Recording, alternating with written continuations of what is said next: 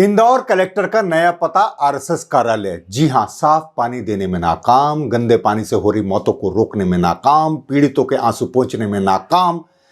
इंदौर के कलेक्टर और mayor RSS कार्यालय में हाजिरी बजा रहे हैं।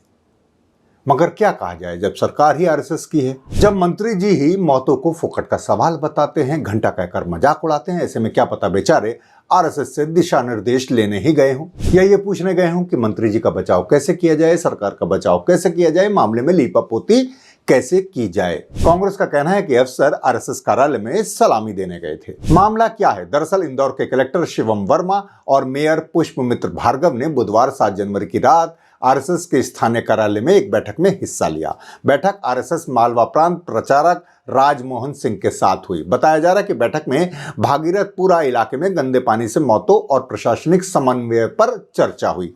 भाजपा के प्रवक्ता इसे सौजन्य बैठक बताते हैं। महापौर भी कहते हैं कि वे अक्सर आरएसएस कार्यालय जाते रहते हैं, इसमें कुछ भी नया नहीं है। विवाद क्यों है? विवाद इसलिए है कि डीएम कलेक्टर या कोई भी सिविल सर्वेंट किसी संस्था को नहीं, सरकार को रिपोर्ट करता है। केंद्रीय सिविल सेवा आचरण नियम 1964 और उससे निकले प्रशासनिक सिद्धांत कहते हैं कि कोई भी सिविल सेवक किसी राजनीतिक दल या राजनीतिक गतिविधि से सीधे या परोक्ष रूप से जुड़ नहीं सकता। आरएसएस भले ही खुद को सांस्कृतिक संगठन कहता हो या भले ही सरकार बीजेपी की हो, लेकिन अधिकारी सीधे बीजेपी कार्यालय से भी निर्देश नहीं ले सकते। कहा जाता है कि सिविल सर्वेंट को निष्पक्ष होना ही नहीं, दिखना भी जरूरी है।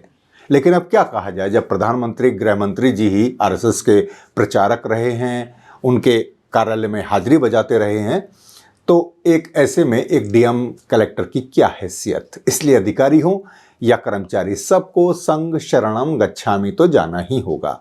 इससे पहले भी ऐसे मामले आ चुके हैं।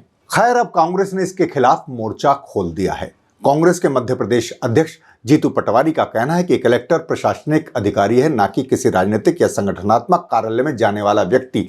वह बीजेपी कार्यकर्ता की तरह व्यवहार कर रहे हैं और यह निष्पक्ष प्रशासन की भावना के खिलाफ है। वह इसके खिलाफ कार्मिक और प्रशिक्षण विभाग डीओपीटी में शिकायत दर्ज कराएंगे।